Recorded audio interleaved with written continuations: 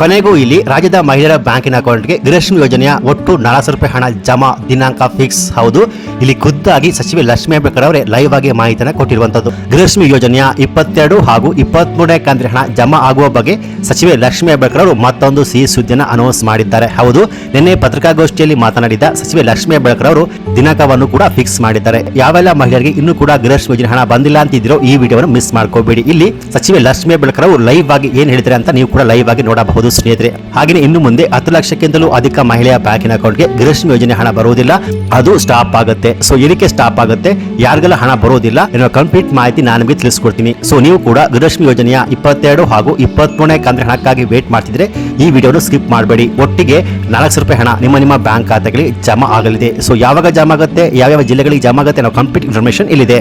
So ಬನ್ನಿ ವಿಡಿಯೋವನ್ನು ಶುರು ಮಾಡೋಣ. ಅದಕ್ಕಿಂತ ಮುಂಚೆ ನೀವಿನ್ನು PKV ಕನ್ನಡ ಯೂಟ್ಯೂಬ್ ಚಾನಲ್ಗೆ ಸಬ್ಸ್ಕ್ರೈಬ್ ಮಾಡಿಲ್ಲ ಅಂದ್ರೆ ದಯವಿಟ್ಟು ಇಲ್ಲಿ ಕಾಣುವಂತಹ ಸಬ್ಸ್ಕ್ರೈಬ್ ಬಟನ್ ಪ್ರೆಸ್ ಮಾಡಿಕೊಳ್ಳಿ. ಹಾಗೆಯೇ ಪಕ್ಕದಲ್ಲಿ ಬರುವಂತಹ ಬೆಲ್ ಬಟನ್ ಒತ್ತಿ. ಸೊ ನಾನು ಯಾವುದೇ ಒಂದು ವಿಡಿಯೋನು ಅಪ್ಲೋಡ್ ಮಾಡಿದಾಗ ನೀವು ನೋಡಬಹುದು. ಗೃಹಲಕ್ಷ್ಮಿ ಯೋಜನೆ ಹಣ ಪ್ರತಿ ತಿಂಗಳು ಮಹಿಳಾ ಬ್ಯಾಂಕಿನ ಅಕೌಂಟ್ಗೆ ಜಮಾ ಮಾಡ್ತೇವೆ ಅಂತ ಅಧಿಕಾರಕ್ಕೆ ಬಂದ ಕಾಂಗ್ರೆಸ್ ಸರ್ಕಾರ ಮೊದಲು 1 ವರ್ಷ ಮಾತ್ರ ಪ್ರತಿ ತಿಂಗಳು ಮಹಿಳಾ ಬ್ಯಾಂಕಿನ ಅಕೌಂಟ್ಗೆ ಹಣವನ್ನು ಜಮಾ ಮಾಡಿದ್ರು. ಆದರೆ ಈಗ 2 ತಿಂಗಳು 3 ತಿಂಗಳು ಒಮ್ಮೆ ಮಹಿಳಾ ಬ್ಯಾಂಕಿನ ಅಕೌಂಟ್ಗೆ ಹಣವನ್ನು ಜಮಾ ಮಾಡ್ತಾರೆ. ಅದು ಸ್ನೇಹಿತರೆ, ಕಳೆದ 1 ವರ್ಷದಿಂದ ಸರಿಯಾಗಿ ಮಹಿಳಾ ಬ್ಯಾಂಕಿನ ಅಕೌಂಟ್ಗೆ ಹಣವನ್ನು ಜಮಾ ಮಾಡ್ತಿಲ್ಲ.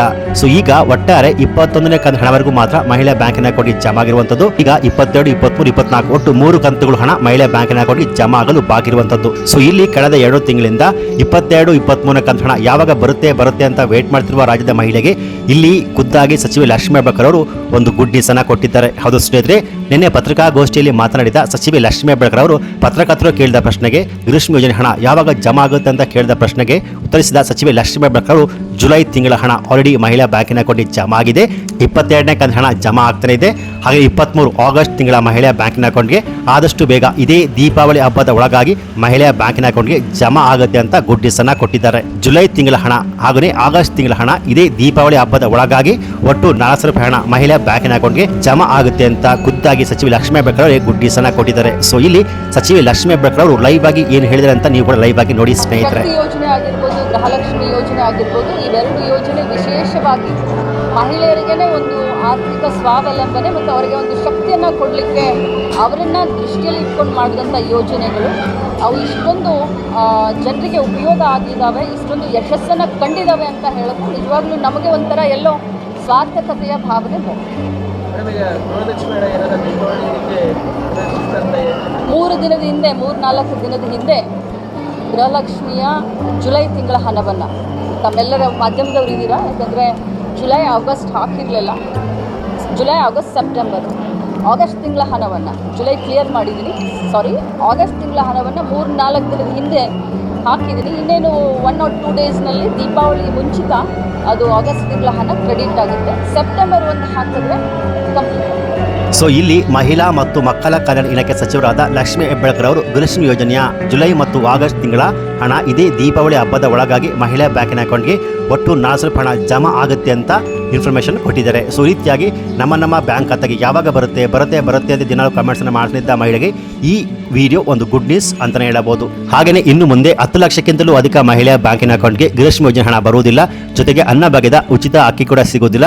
ಹೌದು ಸ್ನೇಹಿತರೆ, ಯಾರು BPL ರೇಷನ್ ಕಾರ್ಡ್ ಪಡೆದುಕೊಂಡು IT GST ಫೈಲ್ ಮಾಡ್ತಾನೆ ಇದ್ರು ಅವರಿಗೆ ಇನ್ನು ಮುಂದೆ ಗೃಹಲಕ್ಷ್ಮಿ ಯೋಜನೆ ಹಣ ಬರುವುದಿಲ್ಲ, ಅದು ಆಟೋಮೆಟಿಕ್ ಆಗಿ ಸ್ಟಾಪ್ ಆಗುತ್ತೆ. ಜೊತೆಗೆ ಅವರ BPL ರೇಷನ್ ಕಾರ್ಡ್ ಆಟೋಮೆಟಿಕ್ ಆಗಿ APL ರೇಷನ್ ಕಾರ್ಡ್ ಆಗಿ ಚೇಂಜಸ್ ಆಗುವಂಥದ್ದು. ಸೊ ಈ ಮೂಲಕ ಯಾರು IT GST ಫೈಲ್ ಮಾಡ್ತಾರೋ ಅಂಥವ್ರಿಗೆ ಇನ್ನು ಮುಂದೆ BPL ರೇಷನ್ ಕಾರ್ಡ್ ಕ್ಯಾನ್ಸಲ್ ಆಗುತ್ತೆ. ಜೊತೆಗೆ ಗೃಹಲಕ್ಷ್ಮಿಯ ಯಾವುದೇ ಕಂತು ಹಣ ಇನ್ನು ಮುಂದೆ ಜಮಾ ಆಗೋದಿಲ್ಲ, ಅದು ಸ್ಟಾಪ್ ಆಗುತ್ತೆ. ಸೊ ಇಲ್ಲಿ ಆಲ್ರೆಡಿ 8 ಲಕ್ಷಕ್ಕಿಂತಲೂ ಅಧಿಕ BPL ರೇಷನ್ ಕಾರ್ಡ್ಗಳು ಅಂದ್ರೆ ಯಾರು IT GST ಫೈಲ್ ಮಾಡ್ತಿರೋ ಅಂಥವರ ಒಟ್ಟಾರೆಯಾಗಿ ರಾಜ್ಯದಲ್ಲಿ 8 ಲಕ್ಷಕ್ಕಿಂತಲೂ ಅಧಿಕ BPL ರೇಷನ್ ಕಾರ್ಡ್ ಕ್ಯಾನ್ಸಲ್ ಆಗಿ ಅದು APL ರೇಷನ್ ಕಾರ್ಡ್ ಆಗಿ ಚೇಂಜಸ್ ಆಗಿರುವಂತದ್ದು ಸ್ನೇಹಿತರೆ. ಜೊತೆಗೆ ಇಲ್ಲಿ ರಾಜ್ಯ ಸರ್ಕಾರ ಇವಾಗ ಜಾತಿ ಗಣಗಣತಿ ಮಾಡ್ತಾನೆ ಇದ್ದಾರೆ.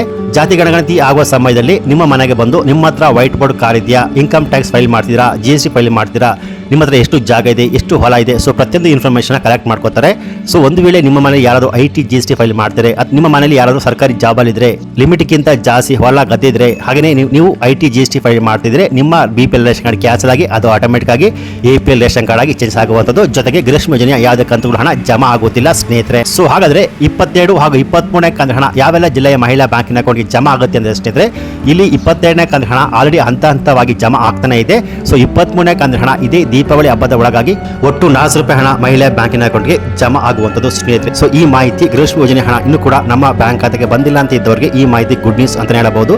ಸೊ ಈ ಮಾಹಿತಿ ನಿಮಗೆ ಇಷ್ಟ ಆಗಿದ್ರೆ ಈ ವಿಡಿಯೋ ಲೈಕ್ ಕೊಟ್ಟು ಈ ವಿಡಿಯೋನು ಗೃಹಲಕ್ಷ್ಮಿ ಯೋಜನೆ ಹಣ ಪಡೆದಿರುವ ಎಲ್ಲ ಮಹಿಳೆಗೆ ಶೇರ್ ಮಾಡಿ. ಹಾಗೆ ಇದೇ ರೀತಿಯಾದ ಸರ್ಕಾರಿ ಮಾಹಿತಿಗಳಿಗೆ ಕೂಡಲೇ PKV ಕನ್ನಡ ಯೂಟ್ಯೂಬ್ ಚಾನಲ್ಗೆ ಸಬ್ಸ್ಕ್ರೈಬ್ ಮಾಡಿ, ಸಪೋರ್ಟ್ ಮಾಡಿ. Thanks for watching.